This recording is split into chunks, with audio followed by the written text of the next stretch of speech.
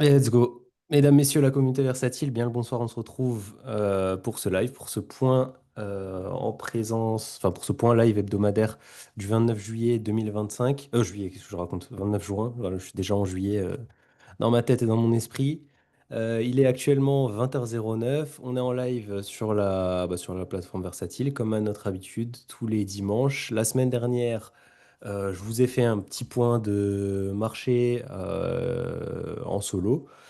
Et c'est ce week-end, je suis à nouveau accompagné de mon acolyte, Nassim. Comment est-ce que tu vas? Est-ce que tu as passé une bonne semaine? Chaude semaine, j'imagine. Faut le voir, je suis en débardeur, je m'en excuse, mais ça fait une semaine qui fait assez chaud.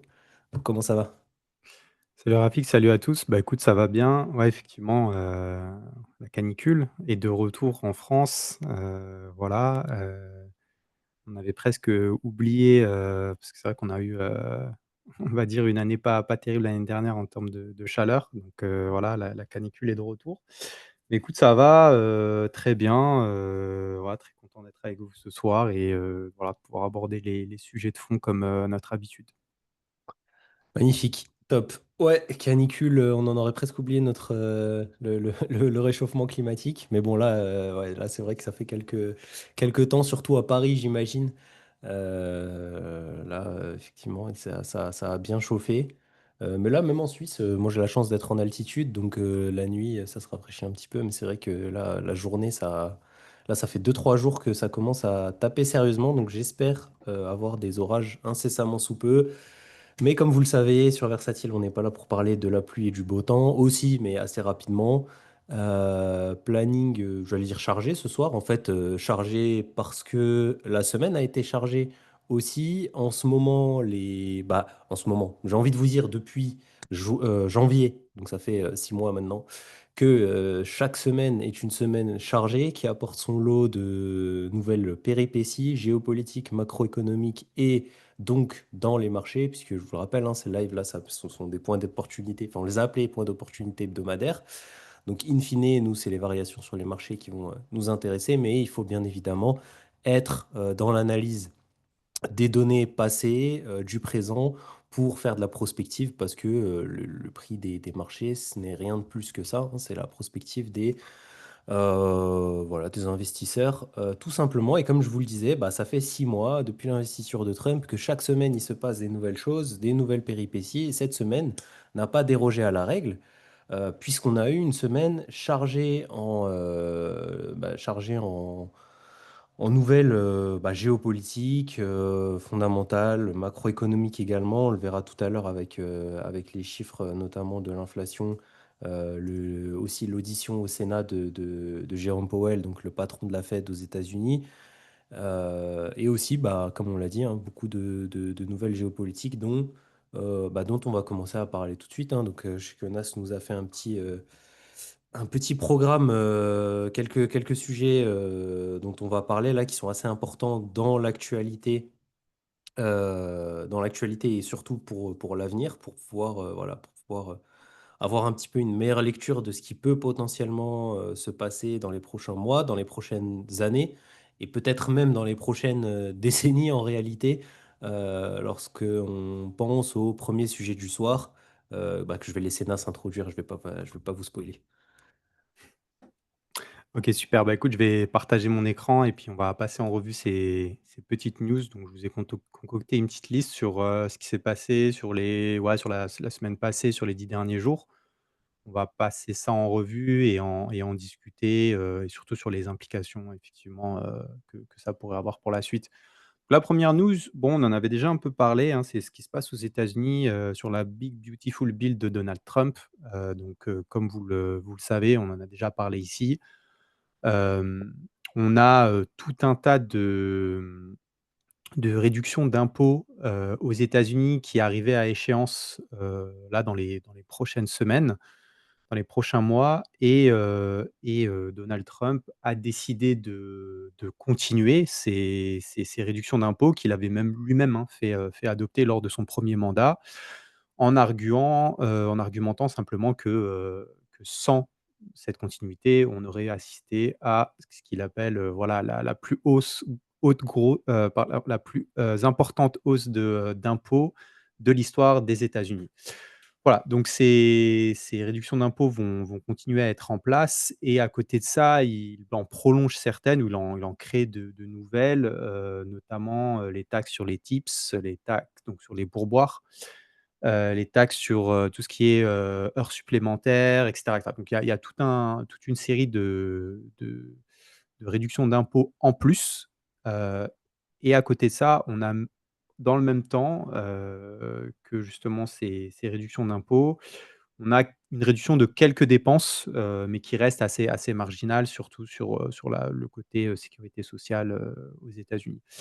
Donc ce qui dont on avait parlé je pense la semaine où on avait eu un mouvement important sur les taux obligataires aux États-Unis, sur les taux à 10 ans, où ces taux, étaient passés, pas loin des je crois au-dessus même de 4,5. Donc on avait eu un énorme mouvement de marché. Le marché s'inquiétant justement de, la trajectoire fiscale, de déficit fiscal sur laquelle les États-Unis sont actuellement et vont se trouver sur les 10 prochaines années. Il faut savoir que cette, Big Beautiful Bill, elle va accroître, donc ça c'est une autre petite news, elle va accroître le déficit, américain de plus de 3 trillions de dollars sur les 10 prochaines années. Alors il faut savoir qu'aujourd'hui, on est déjà, hein, à peu près à 2 trillions par an. Je crois que l'année dernière, c'était 1,9 trillion de déficit, ce qui est, équivalent à 6,5 du PIB. Donc on est déjà actuellement sur une trajectoire ou à un niveau de déficit, qui est tout simplement intenable, qui est enfin vraiment très, très important. Enfin je on n'a pas mémoire, enfin moi j'ai pas mémoire d'un déficit, qui puisse à ce niveau-là, qui puisse être maintenu sur des années. En général, c'est voilà, les années où il se passe, un événement, macroéconomique, considérable type, bulle internet, bulle des subprimes ou encore le covid, où on a des États effectivement qui vont devoir simplement sauver l'économie et se retrouver donc dans une situation de déficit, où on est au-dessus des 5, 6, 7. Mais sinon ça n'arrive jamais. Et là, on est déjà donc à 6,5 du PIB en déficit, donc à peu près 2 trillions par an, donc 2 000 milliards, hein, par an. Et là, ce que ça dit, c'est qu'en fait, ça va juste augmenter. C'est-à-dire qu'on va non seulement garder ces 6,5, mais on va même se retrouver dans une situation où on va être, aux alentours des 7 sur une période assez longue. Et ce qu'il faut savoir aussi aux États-Unis, c'est que c'est très difficile de revenir sur une loi comme celle-ci. En général, ces lois, lorsqu'elles sont adoptées, elles sont, adoptées pour un certain nombre d'années. C'est-à-dire que, par exemple, quand Biden est revenu au pouvoir, il n'a pas du tout changé ce que Trump a fait. Bon, je pense que ça l'a arrangé aussi, mais c'est pas quelque chose sur lequel on peut revenir, aussi facilement. Voilà, donc trajectoire, fiscale, pour le moins, on va dire, douteuse ou peut-être qui va amener des turbulences, très clairement sur, les bons du trésor américain, sur le dollar. Et c'est une réaction qu'on a déjà vue, donc se passer, hein, sur les dernières semaines, hein. On a vu, notamment donc quand la bill avait été proposée, une réaction du taux obligataire américain. Et là, si on regarde, le taux de parité euro-dollar, et c'est quelque chose que Rafik, tu nous as déjà montré, enfin tu nous montres quasiment toutes les semaines, et on en parle beaucoup ici. Là, on est, sur un taux de change, de 1 € pour 1,17 $, ce qui reste, ça reste un taux de change qui est pas enfin, on va dire qui reste très bon pour le dollar, hein, parce qu'il faut savoir que, quand on regarde les années 2000, entre 2000 et 2010, on est allé jusqu'à 1,6 $ américain pour 1 €. Bon, c'était peut-être aussi une période un peu euphorique, de spéculation sur l'euro, le fait qu'il y ait eu aucune intégration des acteurs du marché, que l'Europe, peut-être pouvait à un moment, s'effriter, exploser et cetera. Et la crise de la grecque l'a quand même révélé. Et depuis, bon, l'euro n'est plus jamais revenu à ces niveaux. Mais là, on est peut-être dans pareil, un changement historique, dans le sens où on se retrouve, peut-être dans la situation inverse où, on se rend compte que, bon, finalement, le dollar américain, est-ce que ça peut rester, la monnaie de réserve? Peut-être pas, mais Est-ce que ça va rester une monnaie aussi forte qu'elle l'est actuellement? Est-ce que le déficit public ne va pas causer des problèmes bien plus importants aux États-Unis? Parce que au delà du déficit, c'est surtout le fait que, les intérêts qui devront être payés vont devenir, stratosphériques et vont dépasser, même le budget de la défense, dans les prochaines années. Donc voilà, donc c'est un peu toutes ces voilà, tous ces points de vigilance. Hem et donc voilà, simplement je conclurai puis Rafik, j'aimerais bien avoir ton avis là-dessus. On est quand même sur, je pense, peut-être un fait historique, enfin je le mettrais peut-être même à ce niveau-là, corroboré ou corrélé à une hausse de l'or comme on n'en a jamais vu. Enfin voilà, l'or il est perché parce que, voilà, il y a beaucoup d'acteurs internationaux qui se diversifient, qui fuient un peu, les bons du trésor, voilà, qui fuient un peu le dollar et qui vont se réfugier dans d'autres actifs. L'euro, le yen qui rebondissent, et donc ça va ouvrir, je pense aussi des opportunités en termes d'investissement. Donc là, juste par exemple, moi comme je vous ai dit, hein, je pars en sabbatique, donc dans 3 semaines maintenant et là, je regardais l'euro par rapport au yen japonais. Alors c'est pas par rapport au dollar, hein, mais il est à son plus haut depuis, enfin, il y a eu un pic il y a 1 an, mais sinon il est à son plus haut historique. Voilà, il a jamais été aussi haut. Donc voilà, donc le jour où je sais pas s'il est possible d'acheter une maison au Japon, mais mais je veux dire, voilà, il y a beaucoup de monnaies qui sont liées à l'US dollar, hein, que ce soit les monnaies en Asie du Sud-Est, notamment le dollar singapourien, le ringgit malaisien et cetera. Voilà, ça ouvrira des opportunités aussi, pour les personnes qui ont de l'euro, et qui sont en capacité d'utiliser justement cette opportunité. Je sais pas, Rafik, Mmh. est-ce que tu voulais Ouais, ajouter en quelque parlant chose? des opportunités là pour compléter, il y a aussi des opportunités, bah, dont tu parlais, hein, des pays, en plein développement économique actuellement qui ont comme monnaie qui ont comme monnaie une monnaie adossée au dollar d'une manière ou d'une autre. Il y a aussi les pays du Golfe, notamment, Dubaï. Moi, je le sais parce que, typiquement, enfin la monnaie locale, les AED est indexée, pareil, c'est une fraction du dollar. Et je sais que en ce moment, c'est intéressant parce que justement, j'investis. Bon, c'est dans les c'est dans les investissements hautement exotiques, donc je vous en ai jamais parlé sur Versatile. Mais bon, si jamais ça vous intéresse, dites-le nous, hein, je pourrais vous faire une petite partie d'un live là-dessus, hein, mais j'investis dans l'immobilier, tout simplement à Dubaï, dans les villas. Enfin, dans des villas voilà, pour les personnes fortunées. Et là, en ce moment, c'est vrai que c'est hyper intéressant. Donc, il y a cette notion d'arbitrage. Là, j'ai pris un peu la question par la fin, puisque donc, je commence par les opportunités. Pour revenir sur ce que tu disais, je suis d'accord avec toi que on est sur un fait qui est potentiellement historique. Alors, une fois de plus, hein, le but de ces lives et le but de ces informations, c'est absolument pas de vous faire paniquer ou voilà, de rajouter de l'anxiété ou ce genre de choses. Absolument pas, hein. On essaye de lire les informations qu'on a et de les analyser avec un spectre court, moyen, long terme, avec les clés de lecture qu'on a et de la manière la plus froide possible. Nous, ce qui nous intéresse, comme je vous l'ai dit, c'est d'avoir la vision la plus claire possible pour essayer d'anticiper où se passera l'action au niveau des marchés pour pouvoir tirer notre épingle du jeu. Oui, je pense que l'échiquier est en train de changer j'allais presque dire de tête, voilà, d'allégeance, de ce qu'on veut, mais j'ai l'impression qu'effectivement les États-Unis et peut-être l'Occident, mais c'est pas la première fois qu'on en parle, hein, l'Occident de manière générale arrive à la fin d'un cycle. Ça va encore prendre, je pense, plusieurs décennies, hein. Bien évidemment, le dollar ne mourra pas demain. Ça se fait de manière assez cyclique. C'est vrai que là, on a cassé la résistance euro-dollar typiquement des 1,15. Je pense qu'on va aller visiter les 1,20. Est-ce qu'on ira beaucoup plus loin? Je ne sais pas. On l'a dit pour le dollar en plus, c'est vraiment quelque chose qui est souhaité par Donald Trump parce que ça rend tout simplement l'économie plus compétitive au niveau des imports-exports. Enfin, surtout au niveau des exports pour le coup. Et qu'est-ce que je voulais dire? Et oui, aussi, quelque chose qu'il faut garder à l'esprit en ce sens, c'est que, et ça on le verra tout à l'heure dans l'analyse technique si on a le temps de la développer un peu, c'est que les hausses que l'on a actuellement, enfin en tout cas moi je commence à avoir cette vision des choses, ce spectre de lecture-là, les hausses que l'on a actuellement sur les marchés, est-ce que c'est des hausses fondamentales?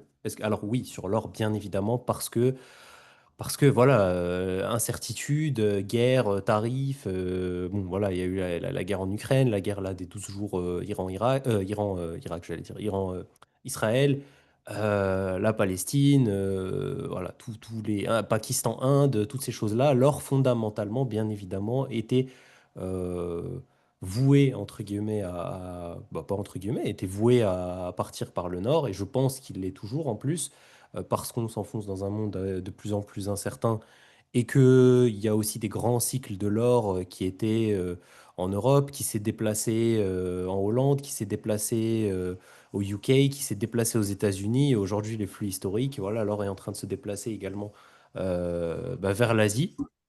Et tout ça, ça implique bah, des rachats, c'est une question d'offre, de demande, c'est une ressource limitée, donc forcément, voilà, l'or est voué à monter. Par contre, le reste, c'est vrai que là, actuellement, il y a quand même une certaine décorrélation Enfin, il commence à y avoir une décorrélation qui me dérange. Oui, les marchés ont toujours raison à la fin, mais il y a une certaine décorrélation entre la réalité macroéconomique du consommateur aussi aux États-Unis et les marchés, puisque pour les gens j'allais dire qui vivent dans une grotte, mais c'est un petit peu péjoratif. C'est une très bonne chose si vous n'êtes pas les yeux rivés sur les marchés tous les jours et toutes les semaines.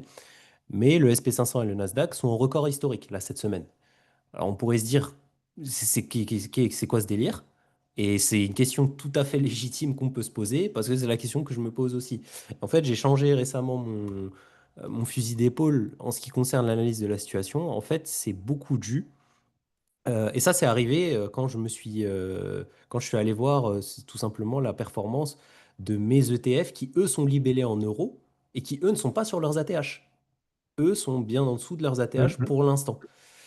Et en fait, ça, effectivement, c'est dû à la grande disparité pour l'instant qu'il y a entre l'euro et le dollar, donc une faiblesse très forte du dollar par rapport à l'euro. Est-ce que aussi la hausse voilà, des marchés actions, c'est pas une hausse entre guillemets, j'allais dire artificielle, mais c'est pas vraiment artificiel, mais c'est pas aussi une hausse qui est drivée comme la hausse des crypto-monnaies et de Bitcoin par exemple, hein, qui est drivée par cette baisse de l'USD forcément, tu as l'USD qui fait enfin là, moins 20% sur, je sais pas, sur 6 mois. Je vous donne des chiffres, voilà, des chiffres à la louche parce que on les regardera exactement tout à l'heure. Mais moins 20% sur 6 mois, bah forcément, les marchés vont monter enfin, d'une fraction, voire d'autant, dans le même laps de temps. Donc c'est vrai que on sent qu'il y a quelque chose qui est, voilà, que la santé économique, que l'hégémonie des États-Unis, du dollar dans le monde, et même aux États-Unis en réalité, est en train de s'effriter. Et en train, voilà, il y a de plus en plus d'États qui remettent en question l'hégémonie des États-Unis. On l'a vu, comme Nassim l'a dit, hein, dans la crise suite aux tarifs qu'il y a eu récemment, la crise obligataire, entre guillemets, c'était pas vraiment une crise obligataire, mais la hausse des taux obligataires, on a vu des pays comme le Japon et la Chine vendre une partie de leurs obligations américaines, alors que normalement, c'est plutôt des réserves de valeur lorsque les situations géopolitiques se tendent habituellement. Donc c'est clair et net que moi, ma lecture de la chose, c'est effectivement en court, moyen, long terme. À long terme, il y a des changements qui sont en train de s'opérer et qui vont, je pense que dans un siècle, la face du monde ne sera plus du tout la même qu'aujourd'hui. Maintenant, est-ce que dans un siècle, je serai encore vivant? Rien n'est moins sûr. À moyen et plus court terme, qu'est-ce qui m'intéresse? C'est plutôt les opportunités. Est-ce que demain, est-ce que dans 2 ans, dans 3 ans, dans 5 ans, dans 10 ans, les États-Unis auront fait. Enfin, parce que si on tire ce fil-là de la Big Beautiful Bill, notamment, de la santé économique des États-Unis, etc., pour n'importe quel autre pays du monde, on peut voir la banqueroute arriver assez rapidement. Là-dessus, je pense qu'on peut tous s'accorder. Maintenant, il ne faut pas oublier qu'il s'agit des États-Unis. Et c'est vrai que là, j'ai beau tirer ce fil-là, pour les États-Unis, c'est compliqué de se dire que de mon vivant, je vais assister peut-être à la faillite des États-Unis, quand bien même ils auraient, je sais pas, 20% de leur, 20% de leur budget à payer en intérêt de la dette. C'est très difficile de se dire qu'ils ne trouveront pas une solution, un énième tour de passe-passe pour pouvoir régler la solution.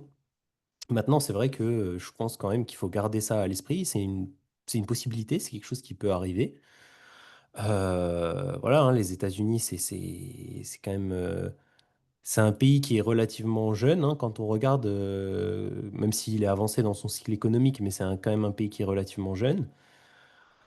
Je ne sais pas vraiment ce qui peut se passer à moyen terme. À court terme, je pense honnêtement que, comme dit, là, s'il faut remettre un petit peu d'optimisme dans le circuit, moi je pense surtout, ce que je comprends surtout avec cette Big Beautiful Bill, c'est qu'on va peut-être avoir un shoot supplémentaire, peut-être le shoot final, je ne sais pas, mais un shoot supplémentaire avec notamment enfin, la corrélation avec la potentielle baisse des taux qui va arriver incessamment sous peu, d'ici la fin de l'année, on l'espère, pour un bull run, que ce soit sur les marchés traditionnels ou sur les crypto-monnaies, vraiment anthologique, parce que là, on parle de 4000, enfin 4,5, 4500 milliards de dollars qui vont être, enfin, qui vont être ajoutés au budget américain, qui vont être imprimés.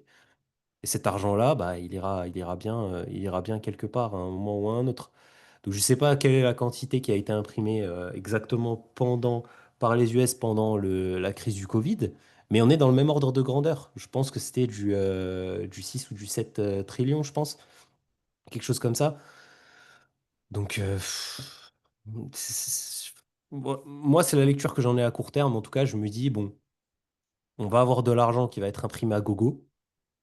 Alors oui, ça va potentiellement détruire la machine à moyen long terme, mais là, on va avoir de l'argent qui va être imprimé à gogo. On va avoir la Fed qui va, tôt ou tard, hein, cette histoire de Fed va se régler tôt ou tard, au plus tard en 2026, quand Donald Trump remplacera Jérôme Powell, hein.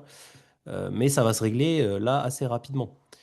Donc on va avoir la baisse des taux et voilà, hein, enfin, je veux dire, plus d'argent. Et en plus de ça, la possibilité de lever de l'argent, d'imprimer de l'argent moins cher. Bon, on a un cocktail à court terme, a priori, qui semble assez explosif pour aller chercher de la performance sur des marchés qui sont déjà en plus stratosphériques, quoi, qui sont au perché. Mmh. OK, bah, écoute, merci d'avoir partagé ton point de vue. Ouais, ouais, globalement, je suis assez d'accord qu'il y a différents horizons de temps, en effet, et qu'on va avoir des conséquences un peu différentes. Je pense qu'un point que je peux apporter, donc je voulais vous en parler aussi, je voulais parler de 2 choses. Je voulais vous parler de ce qui s'est passé en Californie, donc pour faire le lien un peu, peut-être, sur cette conversation sur les États-Unis. Il faut savoir qu'il y a eu des émeutes à Los Angeles, après que, en fait, la police anti-immigration, hein, continue de «rafler» entre guillemets et de déporter des migrants, hein, des États-Unis vers les pays d'Amérique latine, et on a des opposants, voilà, des personnes qui sont contre Trump tout simplement, qui sont contre cette politique, voilà, qui les défendent, qui manifestent, qui un peu ce qui s'était passé finalement, lors du premier mandat de Trump avec George Floyd par exemple. Enfin voilà, ce genre d'épisode, d'affrontement, voilà, entre enfin la police et donc le «bras armé» finalement entre guillemets de l'État et des habitants, voilà, des citoyens américains, et on a le gouverneur, de Californie, qui s'appelle, Gavin Newsom qui s'est élevé contre Trump et cette politique, et qui lui a même reproché d'utiliser, la garde nationale, californienne, qui ne devrait pas, être, finalement sous influence fédérale, mais sous influence de l'État dans lequel, elle est basée, et on a eu une joute verbale quand même assez tendue entre les 2 hommes, Et ce que je trouve qui est très intéressant, c'est que la Californie, c'est, la quatrième peut-être économie mondiale ou la cinquième économie mondiale, et c'est un État qui a déjà eu des vents d'indépendance, voilà, enfin pas forcément aller très loin là-dedans, mais voilà, c'est un peu comme la Catalogne en Espagne, c'est voilà, c'est une région, des États-Unis, dans ce cas-là un État, qui pourrait très bien en fait, vivre, enfin être en autonomie totale, du reste des États-Unis, qui est l'État le plus riche des États-Unis, dont, énormément de richesses sont redistribuées à des États beaucoup plus pauvres, dans le centre des États-Unis comme le Missouri, le Kansas et cetera, qui sont des États qui vont voter pour Trump, par exemple. Donc moi, je trouve que c'est un point de données intéressant parce que, ben, on a un peu cette, enfin là, allez, quoi, 4 mois que non 6 mois que Trump est président et on assiste déjà à ce genre de choses. On a eu tout ce qui s'est passé notamment avec Harvard aussi, donc la lutte, hein, enfin le fait que Donald Trump ait décidé de geler tous les fonds, de l'université d'Harvard, de même de chasser les étudiants étrangers, même si au final il a trouvé un accord avec la Chine pour autoriser, les étudiants chinois y participer et cetera. Donc on a quand même, finalement, 2 Amériques qui clashent, voilà, qui clashent de manière très très violente, au final. L'Amérique, plus profonde, voilà, blanche, chrétienne, très pro-Trump et une Amérique plus progressiste, on pourrait l'appeler comme ça, plus mondialisée et cetera. Ce qu'on voilà, donc je trouve que ça, c'est un point de données intéressant et dans la même veine, on a, donc je ne sais pas si vous avez vu cette news passer, mais il y a eu une primaire, des démocrates, à New York pour la mairie de New York et c'est un, jeune, démocrate musulman chiite qui s'appelle Zoran Mamdani qui a gagné la primaire face à finalement un un un on va dire un ancien ou un pilier du parti démocrate qui était plus, on va dire, plus dans la ligne de Biden, quelqu'un qui est un peu plus, modéré, un peu plus en démocrate de droite, si on pourrait dire.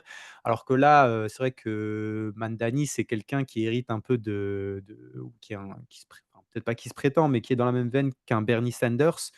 Donc, quelqu'un qui se revendique socialiste, qui est contre les milliards. Donc là, je vais trouver simplement un passage, donc il a donné une interview sur NBC News où il dit simplement que les milliardaires ne devraient même pas exister. Voilà, que c'est quelque chose qui est contre, pas contre nature, mais voilà, qui n'a pas de sens. Donc voilà, donc on a en fait, et donc ça, c'est à New York, donc c'est sur la côte est, mais c'est un peu le même type finalement d'environnement, hein, par rapport à ce qu'on va retrouver en Californie. Voilà, très riche, très mondialisé, très jeune, très et cetera et cetera. Et on se retrouve dans ce «conflit» entre guillemets, enfin ce conflit, voilà, cette dissymétrie entre 2 Amériques. Si on le compare à ce qu'on vit en France, bah, c'est un petit peu comme, finalement, Paris, les Parisiens, peut-être enfin les Parisiens, mais surtout Paris et l'élite parisienne, versus, voilà, les personnes qui vont vivre dans la diagonale du vide, dans les petits villages, qui vont voter plutôt donc pour le Rassemblement national, alors que, voilà, sur Paris, on va être sur des votes, voilà, plutôt, droite, républicaine, socialiste et cetera. Voilà. Donc c'est aussi cette dissymétrie qu'on va retrouver donc, en France qui est peut-être un peu moins prononcée parce que, bon, c'est un pays qui est beaucoup beaucoup plus petit, beaucoup plus égalitaire, enfin voilà, c'est tout un tas de raisons historiques. Mais les États-Unis, je pense que c'est vraiment important de bien souligner que ça reste un État fédéral. Donc bon, c'est quand même des États qui ont accepté finalement, entre guillemets, de former un État plus important et que ces tensions, voilà, elles peuvent aussi être facteurs de stabilisation pour un pays comme les États-Unis. Surtout quand on met par exemple donc dans le contexte du budget, c'est un peu là aussi que je voulais en revenir. Bah, si vous vous retrouvez l'année prochaine ou dans 2 ans à payer des intérêts de la dette qui sont le premier ou le deuxième budget de l'État, devant, la sécurité sociale, enfin américaine, le budget de la défense et cetera, hem, effectivement, c'est facteur de déstabilisation. Est-ce que tous les pays fédérés, les États fédérés vont accepter ceci? Enfin voilà, il y a tout ça pose un certain nombre de questions. Voilà, c'est juste quelque chose, encore une fois, je le but c'est pas d'être, pessimiste comme le disait Rafik, sur ces news, mais c'est juste de mettre en évidence certains phénomènes qui ont lieu et de savoir les lire, de comprendre un peu ce qu'ils peuvent dire, pour, voilà, pour être, le plus à même déjà juste de comprendre, hein, simplement le système et le monde dans lequel on vit et puis ensuite de prendre des décisions qui peuvent aider à maximiser, ces outcomes. Voilà. Je sais pas Rafik, si tu voulais ajouter quelque chose là-dessus? Non, non, c'était assez clair et ça faisait le lien, très clairement. Moi, je suis d'accord avec ce que tu as dit, hein, là. Par contre, s'il y a une chose dont je suis absolument pas sûr, c'est vrai que, est-ce que de mon vivant, il y aura pas, une deuxième, ça prendra la forme que ça prendra, hein, quand là, ce que je vais dire, ça va peut-être être un gros mot, hein, mais peut-être pas, peut-être une deuxième guerre de sécession entre très grands guillemets. En tout cas, effectivement, un État qui, la dislocation des États-Unis. Il faut juste comprendre aussi que les États-Unis, je vous l'ai dit, c'est un pays jeune, c'est un pays où il y a énormément de diversité, c'est un pays qui a été fondé sur des bases, voilà, de liberté, l'American Dream. Ça a été, une terre d'accueil pour énormément de gens, qui étaient, voilà, pas forcément, qui se sentaient pas forcément chez eux, ou en tout cas ostracisés, dans leur pays d'origine, etc., qui ont formé ce pays. Ça fait la taille de l'Europe, ou c'est plus grand que l'Europe géographiquement parlant. Il y a plus de 400 millions d'habitants. Comme Nassim l'a dit, il y a des disparités. Moi, j'habite en Suisse. La Suisse, ça fonctionne un petit peu sur le même système, sauf que c'est beaucoup plus petit, donc beaucoup plus simple euh, à gérer. Donc les disparités, il y a des disparités, mais elles sont pas colossales en termes de loi, en termes de, voilà, taxation. Aux États-Unis, il faut bien comprendre qu'il y a des États. Donc, vous pouvez prendre l'avion, marcher, prendre le train, même si voilà, le réseau ferroviaire est un peu miteux aux États-Unis, mais je veux dire, vous déplacer d'un État à l'autre. Il va y avoir un État où vous risquez la peine de mort si vous franchissez certaines lignes, et l'État voisin, c'est absolument proscrit, pas de peine de mort, et vous allez pouvoir, bah, je sais pas, typiquement, consommer du cannabis, ou vendre du cannabis, là où dans l'État voisin, ça ne sera pas du tout le cas et vous allez, C'est ce niveau-là de disparité dont on parle aux États-Unis. Donc, c'est vrai que c'est un peu, en fait, comment je vois ça, c'est effectivement comme si c'était un grand village avec, voilà, et beaucoup de gens qui viennent d'ethnies différentes. Chacun fait un petit peu ses lois dans sa maison, etc. Tant qu'il y a de la profusion, tant qu'on est la première puissance économique, tant qu'il y a, plusieurs points de croissance tous les ans, etc., tout va bien se passer dans le village. Bien évidemment, on va penser que, tout va bien, on est les meilleurs, voilà, on a la recette, on va attirer du monde, etc., etc. Par contre, à l'instant où ça va commencer voilà, à s'effriter, à chauffer, bah là, à partir de ce moment-là, étant donné que vous n'êtes pas construit, vraiment dans cette identité nationale, parce qu'il y a quand même certains États, aux États-Unis où, enfin, je sais pas, je prends l'exemple du Texas, j'ai quand même l'impression que l'identité texane, elle est quand même, voilà, elle est quand même, revendiquée par, beaucoup de Texans comme étant presque plus forte que l'identité américaine. Et je peux même pas leur en vouloir. Comme je vous l'ai dit, le pays fait la taille de l'Europe avec, 450 millions ou 500 millions d'habitants. Enfin, on a essayé de faire la même chose en Europe, ça n'a pas fonctionné. Voilà. Donc, c'est vrai qu'au moment où ça va vraiment devenir compliqué, voilà, jusqu'à maintenant, ça a fonctionné parce que voilà, c'était les États-Unis, plus grande armée du monde, donc, hégémonie, l'US dollar, celui qui est pas content, entre guillemets, on lui tape dessus parce que voilà, c'était la grande règle des États-Unis. On va choper les ressources là où elles sont. Bah, maintenant que ça commence à se gâter, ça va être intéressant de suivre les prochaines années, les prochaines décennies, parce que là, vous le voyez, hein, on parle de New York, musulman chiite, qui sera peut-être maire de New York. Enfin, dans l'esprit, comme je vous l'ai dit, bah, j'ai rien contre les Texans, hein, j'aime beaucoup le folklore texan, mais, je veux dire, dans l'esprit d'un Texan, est-ce que, il va se sentir représenté par Zoran, Mamdani? Je sais pas. Je suis pas sûr de cette information-là. Et la même chose à l'ouest avec la Californie, comme tu l'as dit, où il y a énormément de latinos, d'Américains d'origine latino, etc. Donc voilà, enfin, il y a des États où il y a 50% de taxes et il y a des États dans le même pays qui sont des paradis fiscaux. C'est vrai que quand la situation va se tendre et vraiment se tendre, je serais vraiment curieux de voir comment ça va terminer.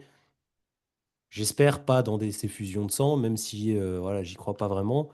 Mais on n'est pas à l'abri de voir une dislocation dans les prochaines décennies des États-Unis d'une manière ou d'une autre. Mmh. Ouais, non, non, je suis assez d'accord. Je pense qu'effectivement, enfin, en tout cas, les bons indicateurs à suivre, enfin, pour moi, c'est vraiment comme on en parle souvent, c'est la valeur du dollar américain. Moi, je suis vraiment curieux, enfin, vraiment, j'ai hâte de voir quand les taux de la Fed vont commencer à baisser, parce que là, il faut quand même se dire que c'est 4,5 donc là, moi aussi, enfin, on a tous envie enfin, beaucoup d'investisseurs, hein, on a envie de mettre leur argent, enfin d'acheter des bons du trésor, rémunérés à 4,5 bon voilà. Mais quand, voilà, ces taux vont baisser, qu'on va passer, déjà aux taux auxquels, qu'on a en Europe 2 et voire plus faibles, je suis vraiment curieux de voir la valeur du dollar américain, voilà, de voir ce que ça va donner, surtout si la situation fiscale reste comme ça. Parce que je pense que c'est pour moi, hein, je pense que c'est le meilleur indicateur aujourd'hui, hein, de la santé économique des États-Unis, voilà. Ben, Mm. vu le contexte dans lequel on est en termes de poli enfin de la situation fiscale dans laquelle on est, je pense que ce sera vraiment un indicateur qui sera intéressant. De toute façon, même enfin, je fais un petit aparté, mais je veux dire le Japon, enfin, pour donner un élément de comparaison, je vous disais là, voilà, euro face au Japon au yen japonais, pardon. On est sur un plus haut historique. Voilà, donc après, bah, on voit que le Japon effectivement, c'est un pays vieillissant, bon, ça reste des fleurons, ça reste un pays avec des grandes entreprises, des fleurons industriels et cetera. La bourse de Tokyo se porte bien et cetera, mais ça traduit quand même quelque chose sur l'état du pays, de l'économie du pays. Voilà, on va peut-être, juste en passer une dernière parce qu'on est déjà quasiment, peut-être 40 minutes quasiment là-dessus. Juste, peut-être, bon, j'en parlerai après. Donc simplement voilà, autre petite news qui nous vient de France cette fois-ci. Donc pour ceux qui suivent un peu la politique française, on a eu, donc là le conclave sur les retraites qui s'est terminé. Donc c'était une discussion entre les partenaires sociaux, en gros les patrons et les syndicats pour faire simple, sur, la retraite à 64 ans. Sachant que finalement, pourquoi cette conversation avait eu lieu, ou ces discussions ont eu lieu, je remets les choses dans leur contexte. Il se trouve que lorsqu'il y a eu le gouvernement Bayrou qui a été en place suite à la chute du gouvernement Barnier, Bayrou a ouvert la porte sur un retour, enfin un retour, après il a dit que c'était plus le cas, mais en gros voilà, initialement c'était: «Je suis prêt à revenir sur la loi de la loi des retraites». Sur l'âge de départ à la retraite, et en gros, c'était un peu la condition pour que le PS ne fasse pas chuter le gouvernement Bayrou comme il a fait chuter le gouvernement Barnier suite au du budget. Donc cette concertation a eu lieu. Finalement, elle n'a abouti sur rien, puisque, il n'y a pas eu d'accord. Alors il y a eu des petits points sur lesquels les partenaires sociaux sont d'accord, mais de manière générale, il n'y a pas eu d'accord sur l'ensemble et surtout sur l'âge de départ à la retraite. Donc, ce qui va se passer dans les prochains jours, ce qui va être très intéressant, on va avoir donc une motion de censure, qui va être, portée par, bah, j'imagine le PS parce que c'est eux qui finalement avaient, refusé de voter la censure, en attendant de voir ce qui pouvait arriver, sur cette conversation. Donc je pense que ce sera eux qui la déposeront. Très probablement, le reste de la gauche va la voter, je dirais même c'est quasiment certain. À voir maintenant si le Rassemblement national se lie à eux pour voter cette motion de censure. Si elle est votée, ça veut tout simplement dire qu'on va avoir un troisième gouvernement, donc encore un nouveau Premier ministre. Hem, mais l'information qui est aussi finalement très intéressante là-dedans, c'est que, bah, ça fait à peu près 1 an en France, hein, que que les dernières élections législatives ont eu lieu et donc il est à nouveau possible de dissoudre l'Assemblée nationale, parce qu'on ne peut le faire qu'1 fois par an et donc c'est à Emmanuel Macron de choisir s'il souhaite faire une dissolution de l'Assemblée nationale, hem, heu, pour tout simplement rabattre les cartes et essayer d'avoir alors une majorité peu probable, mais voilà, peut-être une majorité sur un parti, peut-être. Un parti peut avoir, je sais pas, peut-être le Rassemblement national ou la gauche, peu importe, hein. Peut-être une nouvelle coalition, bon, à voir. Je peux pas trop vous dire pourquoi il le ferait. Ce qui est sûr, c'est que là, le pays est dans une impasse, dans le sens où on n'a pas de coalition qui est capable de gouverner. J'ai envie de dire, voilà, faire voter à nouveau les gens, bon, au pire, on se retrouve à nouveau dans une impasse, mais je vois pas tellement ce qu'on aurait à perdre, sauf peut-être, voilà, du coup, une majorité qui ne serait peut-être, par exemple, une majorité du Rassemblement national ou de la gauche, ce que, Macron n'est pas du tout disposé à voir. Hem, voilà, donc c'était juste une information importante, à garder en tête. Alors sur les retraites, on va pas y revenir parce que je crois qu'on pourrait passer 1 heure à parler des retraites, mais voilà, donc là, le point de blocage, c'est l'âge de départ. On peut-être qu'on en reparlera à un moment, mais nous, de toute façon, sur Versatile, on on a souvent parlé justement de ce sujet, du fait d'investir, pour ne pas finalement, se reposer sur une retraite, potentielle, hypothétique à un niveau X ou Y, lorsqu'on sera en âge de partir ou tout simplement lorsqu'on voudra partir. Donc je pense que ça, c'est important. Petit point de comparaison, hein, juste, petite info, au Danemark, hein, la retraite, elle a été, montée, jusqu'à 70 ans, je crois. D'accord? Mmh. Donc, Ouais, c'est alors, on peut partir avant, je crois, mais il y a des décotes, mais pour avoir une retraite complète, c'est 70 ans, donc bon, ça fait mal. Donc voilà, donc ça reste un sujet très important sur lequel il faut garder, faut garder l'œil dessus et le dernier point que je dirais simplement par rapport à la dissolution, par rapport à la motion de censure, bah, voilà, je pense qu'il faut se préparer à voir, peut-être le CAC 40, voilà, reprendre une petite baffe. Enfin, voilà, je sais pas si c'est si ce sera effectivement le cas, mais bon, c'est peut-être une prédiction. Je pense qu'il y a quand même une forte chance que ça se passe, parce qu'on est dans une situation où le budget pour l'année 2026 doit être, validé. Vous savez que peut-être vous avez entendu, mais voilà, c'est 40 milliards qu'il faut trouver au minimum, hein, 40 milliards. Donc déjà ça, quand on voit la difficulté avec laquelle on a déjà fait voter le budget 2025, le gouvernement Barnier qui a été chassé et cetera, ça va être un énorme défi et si en plus on a une dissolution avant ça et que ça apporte encore de l'instabilité et cetera, je pense que oui, il va y avoir à nouveau un petit stress sur les taux français, le CAC 40 va prendre une mini claque, voilà, donc ce sera peut-être une bonne opportunité aussi de se positionner à ce moment-là. Donc à titre personnel, moi le CAC 40 ça fait un petit moment que j'ai pas trop touché. Les indices américains, j'ai un peu moins touché aussi comme je vous le disais, tout simplement par rapport à l'euro dollar. Bon, je continuerai à mettre sur les marchés américains, surtout que sur du levier, bon, on peut récupérer quand même une bonne partie de la performance. Mais c'est vrai que moi je suis assez sur, en ce moment je suis assez full DAX, enfin quand même de manière assez importante. Un peu sur le marché japonais aussi, enfin voilà, des marchés où non seulement il y a une dynamique qui est plutôt positive, mais aussi il y a une monnaie qui se déprécie pas trop, et voilà. Donc, je sais pas, si tu voulais ajouter quelque chose sur l'actualité politique en France?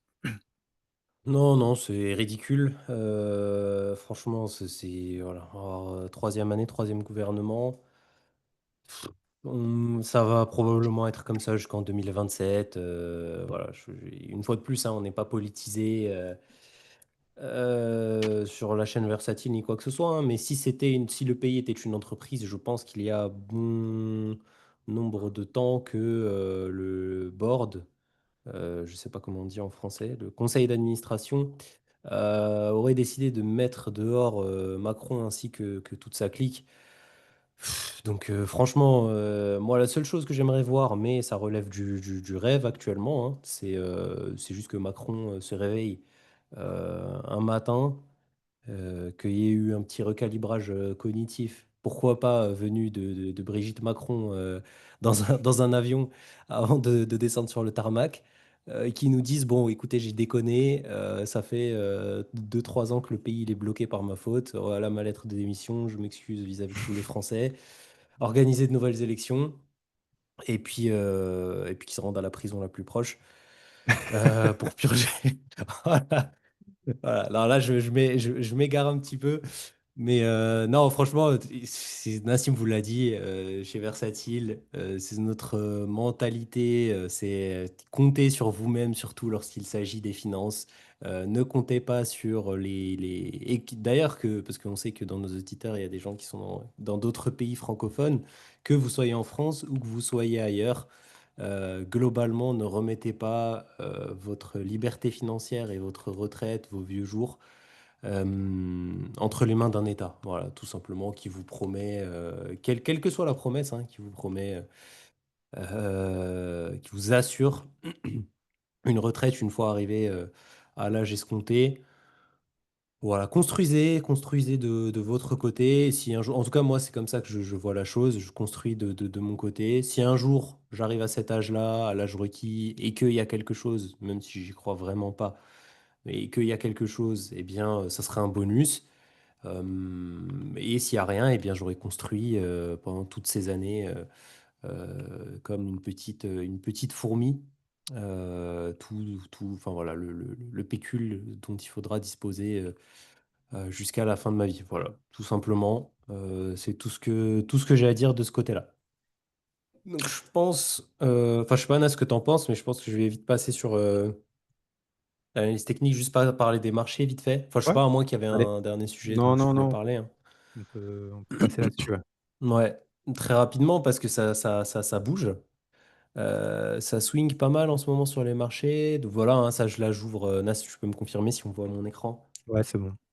Ah, attends, avant d'ouvrir là-dessus. Bon, quoique. Juste, j'ouvre là-dessus. Ça, c'est la dette US. Vous le savez, 36 000 milliards actuellement. Vous voyez, ça fait un petit moment qu'elle n'a pas bougé. Big Beautiful Bill, on va rajouter très probablement 4,5 milliards. 4,5 milliards, qu'est-ce que je raconte? 4,5 trillions. Donc 4 500 milliards. Eh bien, cette dette du gouvernement US. Donc vous le voyez, hein, la grosse hausse là qu'on a eue récemment. Bon, vous voyez globalement, là ce qu'il faut comprendre, hein, c'est juste que, une fois de plus, hein, bah voilà, on a la dette US et donc par extension, c'est un petit peu un proxy du nombre de dollars en circulation. Et donc là, c'est assez facile de comprendre que à peu près n'importe quel actif sur lequel vous investissez va surperformer l'inflation de l'US dollar parce que les États-Unis impriment de l'argent, et c'est pas les seuls, hein, mais voilà, en partie eux, impriment de l'argent comme des cinglés. Donc voilà, hein, là ça va être, on va ajouter une fois de plus 4,5, ce qui représente plus de 10% là, de la dette actuelle, hein, quand même. Et c'est ce que je disais tout à l'heure, hein, là, vous voyez, la grosse hausse, là, c'était pendant la crise Covid, hein, donc entre 2019 et là, jusqu'à ce que les taux voilà, soient remontés jusqu'à globalement en 2023. Mais vous voyez que la grosse hausse, elle a eu lieu pendant le Covid.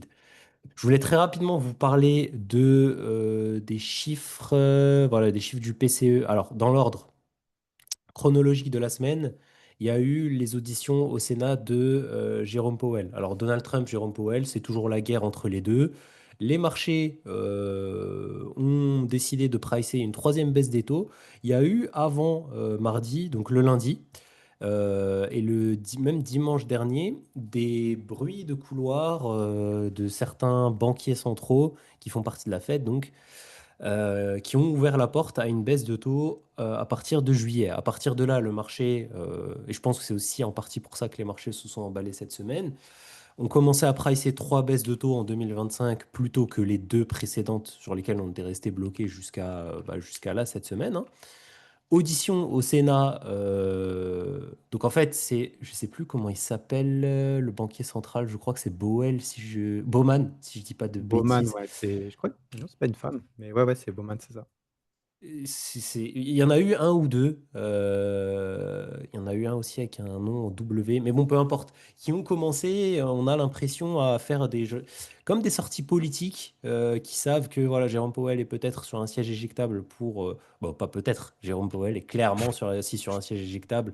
Il sera plus président de la Fed au prochain mandat. En tout cas, très peu probable, a priori. Et donc, on a l'impression qu'on a certains banquiers centraux qui commencent à essayer de se placer en ouvrant la porte à cette baisse de taux. Audition mardi, mercredi de Jérôme Powell au Sénat, qui, franchement, j'ai suivi une bonne partie des auditions. Et Jérôme Powell, j'ai l'impression que c'est le mec actuellement aux États-Unis, dans les instances de décision, qui a le plus d'intelligence, en fait, tout simplement, de la situation. Quand on l'entend parler, quand il donne sa description de la situation aux États-Unis, c'est celui qui a le plus la tête sur les épaules, j'ai l'impression, hein. Et c'est le mec, c'est la bête noire actuellement aux États-Unis. C'est le mec que tout le monde veut voir sortir, très curieusement. Mais en tout cas, quoi qu'il en soit, très clair au Sénat, les questions, il y a certaines questions, ils ont été assez durs avec lui.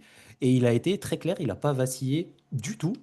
Il a dit que la Fed, il a rappelé que la Fed avait deux mandats, le maintien du taux de chômage en dessous de 4,3% et le marché du travail aux États-Unis se porte très bien pour l'instant, si les chiffres ne sont pas truqués une fois de plus, hein. Euh, ramener l'inflation aux alentours des 2%. Donc voilà, pas de baisse de taux globalement tant qu'on n'a pas ces deux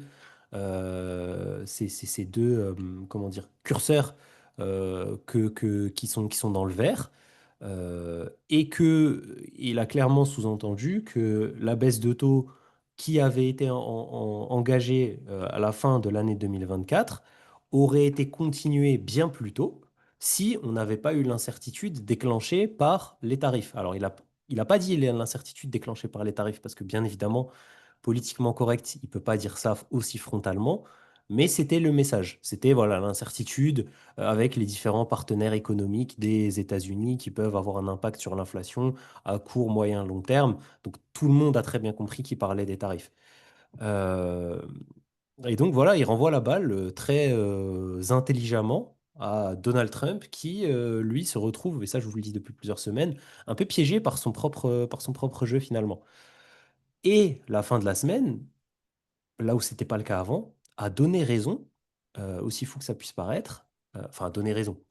En tout cas, est allé dans le sens de Jérôme Powell. Pourquoi? Parce que fin de mois, on a eu la publication du corps PCE, donc l'inflation corps PCE aux États-Unis, qui était attendue en hausse de 0,1%, que beaucoup de gens, ça je le voyais passer beaucoup sur X, prévoyaient 0%, même une inflation négative. Voilà, des gens qui se sont laissés embarquer par le narratif de Donald Trump contre Jérôme Powell, hein, qu'il appelle Too Late Powell toujours en disant, voilà, sur son réseau trousse social, l'inflation est en diminution, il n'y a pas d'impact des tarifs, etc. Eh bien, l'inflation est sortie à 0,2%, en augmentation de 0,2%, versus le consensus à 0,1. Alors, c'est pas une forte hausse, bien évidemment, loin de là, mais c'est une hausse quand même de l'inflation. Donc, effectivement, à voir, à confirmer le mois prochain, le mois suivant. Très probablement qu'on n'aura pas de baisse de taux en juillet, hein. Moi, ça, cette histoire, j'y crois pas du tout. Je pense qu'effectivement, peut-être qu'en septembre, si les chiffres du PCE sont bons en juillet, peut-être qu'en septembre, on peut avoir une baisse des taux. Fait intéressant aussi, et pourquoi je vous disais tout à l'heure que le contexte économique, et notamment vis-à-vis de la santé financière du consommateur, se dégradait aux États-Unis, bah, on a eu les personal income, donc les salaires tout simplement, hein, mensuels, sont en diminution de 0,4%, là où ils étaient attendus en augmentation de 0,3%, donc un delta de 0,7, hein, c'est assez important. Et les dépenses des ménages qui sont sorties à moins 0,1, où ils étaient attendus à plus 0,1. Donc le consommateur voilà, qui gagne moins, qui dépense moins, peut-être qui s'inquiète plus assez rapidement. Donc voilà, après, je ne vais pas vous faire la projection des prochaines semaines, hein. C'est systématiquement la même chose. Vous le savez, hein, première semaine, on a les chiffres, donc la semaine prochaine, ISM, NFP, donc les chiffres du chômage.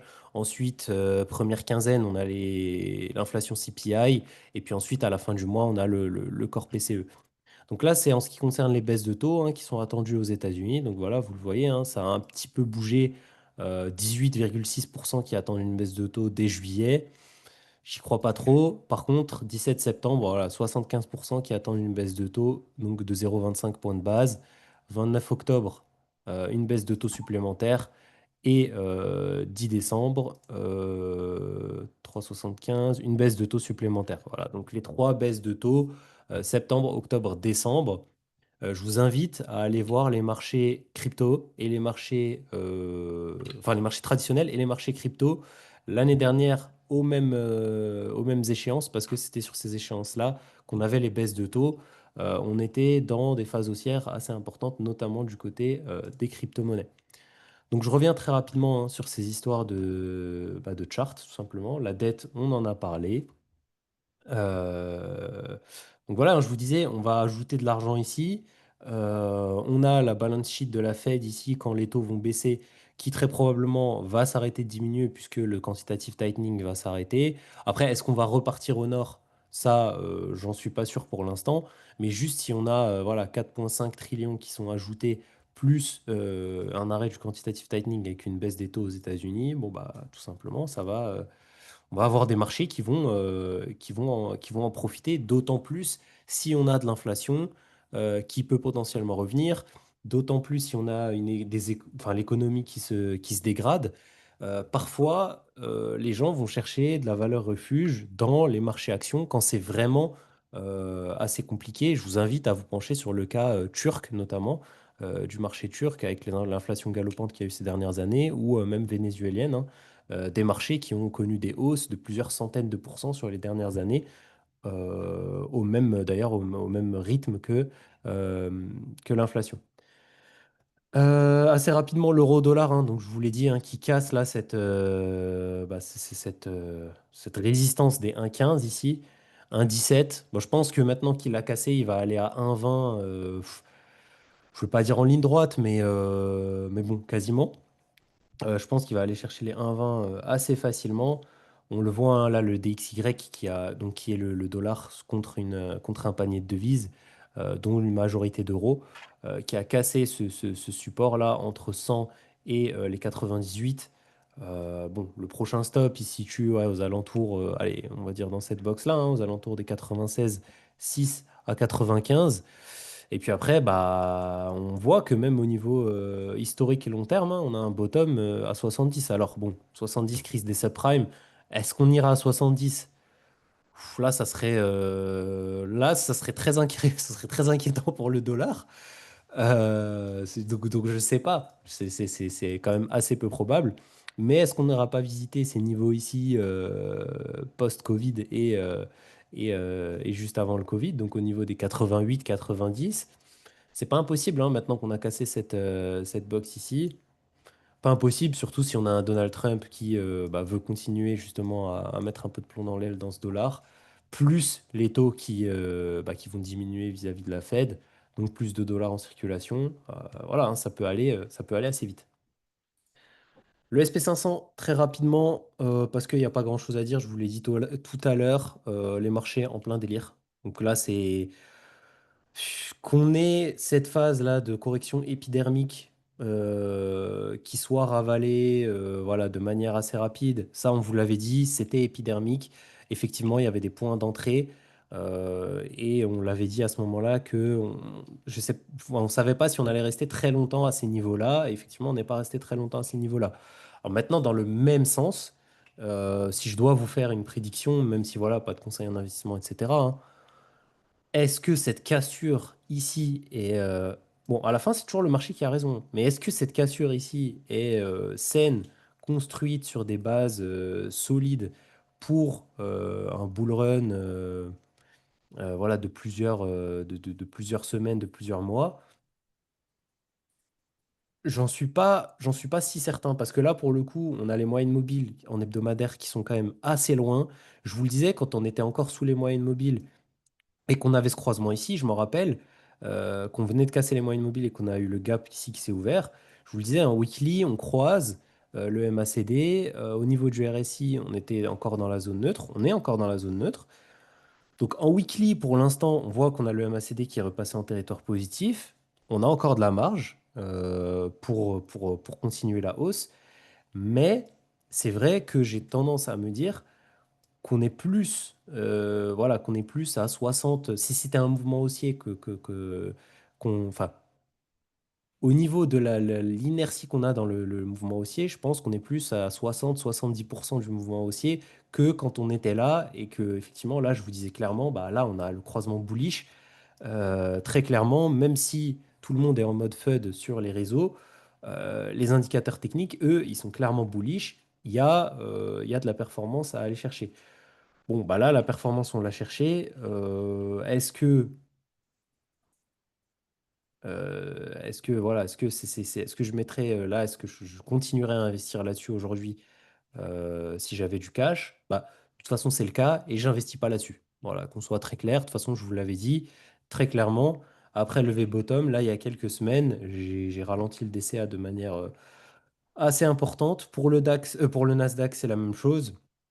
Et c'est aussi, ces hausses-là, c'est aussi, je vous le disais tout à l'heure, hein, c'est aussi à cause du dollar, tout simplement, hein. C'est à cause de enfin, c'est drivé en grande partie par la hausse du dollar. Parce que on peut prendre la liste d'investissements que je vous avais donnée sur lesquels j'ai investi. Qui est, voilà, celui-là par exemple, ça c'est le DAX, ça c'est le CAC, c'était le CL2 qui est, voilà, le MSCI USA. Donc celui-là, il est en levier, bon, il est en levier, mais c'est la même chose, hein, c'est juste qu'il réplique x2 le mouvement, mais il est libellé en euros. Et regardez à combien on est de l'ATH pour l'instant, hein. Donc voilà, on est à 30% de l'ATH, alors que le sous-jacent, en USD, lui, enfin l'indice de référence finalement, lui a déjà cassé son ATH. Donc c'est là qu'on voit qu'il y a, pour les gens qui investissent en euros, un certain, c'est ce que Nassim vous parlait, hein, un risque de change, hein, en fait, tout simplement. Donc il faut être bien au fait de ça, en fait, bien au fait de ces risques. Et c'est la raison pour laquelle, pour l'instant, bah, j'ai suspendu moi aussi mes investissements, mon DCA, je stack du cash sur le Nasdaq et puis sur le SP 500. Parce que sur le Nasdaq, c'est exactement la même chose. Donc vous le voyez, hein, et je vous invite à comparer, typiquement, même sur Bitcoin, sur l'or, vous avez les BTC USD, mettez à côté un chart BTC euro, et vous allez voir la différence dans le chart. Or, euro, c'est la même chose pour tous les charts en réalité. Le CAC 40, qui lui est clairement, bah, pour moi, il est dans une zone d'accumulation. Alors Nassim m'a dit qu'il était plus en train d'en accumuler pour l'instant, parce qu'effectivement, il se concentre là où il y a du momentum, et je peux que le suivre là-dessus. Mais moi, de mon côté, j'en accumule du CAC 40, même si je suis d'accord que là, il est un petit peu patraque. Mais c'est aussi pour ça que j'en accumule, en fait, hein. C'est tout simplement parce que pour moi, il est à plat, hein. De toute façon, on le voit, le MACD est à plat. On est en vente depuis un moment. Le RSI, d'un point de vue technique, il est dans la zone neutre. Je sais que le CAC 40 repartira à un moment ou à un autre, hein. Il y a des très bonnes actions, des très bonnes valeurs dans cet indice. D'autant plus que je peux l'accumuler en plus en levier. Donc je l'accumule de manière un peu optimisée dans le sens où effectivement je vais plus chercher à attendre les replis. Par exemple, une semaine comme la semaine dernière, bah voilà, si vous le voyez, c'était une semaine assez haussière. Donc j'ai pas fait d'achat. Par contre, la semaine précédente, typiquement, j'ai vu le pullback sur la moyenne mobile 50. Là-dessus, j'ai fait un achat. Et pour le CAC, je pense que je suis d'accord avec toi que ça reste une zone, d'accumulation qui est intéressante. Moi, j'attends simplement de voir ce qui va se passer, au niveau politique, motion de censure, voilà, tout ça. Je pense que dans un DCA classique, je pense qu'effectivement ça reste, des points intéressants. Mais voilà, j'essaie de me dire, voilà, si d'ici, 2-3 semaines, il y a une mini crise politique, voilà, dissolution et cetera et qu'on fait du -5 ou du -6 ou sur la semaine, je rentrerai de manière beaucoup plus agressive à ce moment-là, quoi. Ouais, ouais, ouais, bien sûr, non, je suis 100% d'accord avec toi. De toute façon, que ce soit très clair, moi, mon DCA là, sur tous les indices, mon DCA global, je l'ai réduit J'ai réduit la voilure, là j'en ai parlé à Nassim cette semaine. Je me suis même demandé si j'allais pas vendre une grande partie de mes actions et de mes indices pour l'été. Parce que effectivement là, enfin, imaginez bien que, bon voilà, le DAX c'est un mauvais exemple, hein, mais par exemple un Nasdaq, aujourd'hui, vous avez tous les fondamentaux, on en a parlé, reparlé, vous voyez les indicateurs techniques. Bon bah voilà, si mon point moyen d'entrée se situe par là, et bon, c'est à peu près le cas, aujourd'hui on est, voilà, on est bien plus haut. Est-ce que avec toutes les incertitudes de l'été, etc., oui, là, on peut avoir un upside supplémentaire, mais est-ce que j'ai pas aussi envie de me dire, l'été sera probablement un peu plus calme. Il peut y avoir des mouvements un peu erratiques, on va dire. Si il y a une concordance voilà, de retracement du Nasdaq, je ne sais pas, un réveil des marchés, hein, du Nasdaq, du SP 500 et qu'en même temps une dissolution en France, effectivement, on a un pullback du CAC 40 bon, sur la moyenne mobile 200, honnêtement, en weekly, je ne sais pas si on ira jusque-là s'il y a un retracement. Pff, même si ça fait 6,6%, c'est pas impossible. Mais en tout cas, si on a un crash de ce type-là, effectivement, tout le cash que j'ai accumulé en diminuant la vélocité de mon DCA sur les dernières semaines jusqu'à aujourd'hui, là, à ce moment-là, bah, un petit peu comme le crack, le flash crash qu'on a eu ici, c'est clair et net que à ce moment-là, je remettrai également une bonne cartouche, surtout sur les indices en levier. Du côté du Nasdaq, du DAX, pardon. Bon, bah là, voilà, hein, je vais pas vous faire l'analyse toutes les semaines. C'est de la folie. L'indice ne veut plus s'arrêter. Sachant que l'euro est en plus de ça extrêmement fort. Donc voilà, hein, les indicateurs techniques, je ne vais pas dire qu'ils sont dans les zones de surchauffe parce qu'on n'y est pas pour l'instant, mais en tout cas, on est dans les zones de chauffe, ça c'est clair. On a eu un pullback les 2 dernières semaines proche de la moyenne mobile 20. On n'a plus de pullback sur la moyenne mobile 20 depuis un moment, hormis ce flash crash déclenché par Donald Trump une fois de plus. Mais sinon, de manière fondamentale, bon, le DAX c'est haussier. Petit take, voilà, hein, Nas me disait ça aussi cette semaine, là. Je pense que DAX ira à 30 000 points. À mon avis, il dépassera même les 30 000 points, vu la santé financière de l'Allemagne et sa capacité surtout à s'endetter. Donc voilà pour les marchés. Assez rapidement, du côté des crypto-monnaies, bah, les crypto-monnaies, hein, il suffit de patienter pour l'instant, hein. Je vous l'ai dit la semaine dernière, hein, le live que j'avais fait tout seul, c'était un petit peu focus crypto.